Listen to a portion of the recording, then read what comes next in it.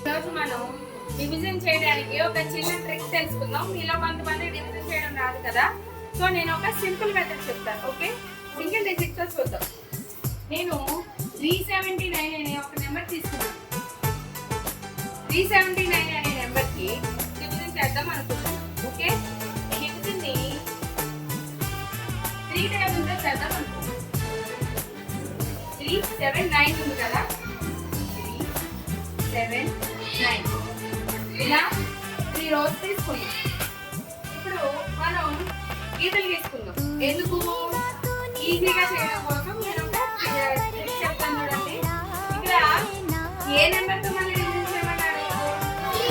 3తో చేయమన్నారు కదా, 3తో చేయమన్నారు కాబట్టి 3 గీతలు వచ్చేలా గీసుకుందాం. ఓకే, 1 2 3 ఎక్స్ట్రా గీయాల్సిన అవసరం లేదు. ఇదంటే 3 ఉంది కాబట్టి 3 క్యాన్సిల్ అయిపోతుంది. ఇక్కడ ఎన్ని టైమ్స్ పోయిందిరా? మనం ఇలా ఎన్నిసార్లు కొట్టేస్తే అన్నిసార్లు వేసుకోవాలి. నేను ఒక్కసారి కొట్టేశాను, అవునా? 3 ఒకసారి కొట్టేసాను కాబట్టి మనం వేసుకుంటాం. ఇప్పుడు ఇది 7 ఉన్నాయి కాబట్టి 7 తీసుకుంటాం. 1 2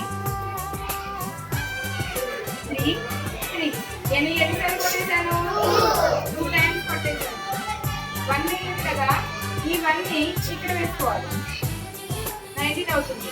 మనం 19 తీసుకుందామా? 3 వచ్చేలాగా 1 2 3 4 5 6 7 8 9 10 11 12 13 14 15 16 17 18 19 కొట్టేద్దామా?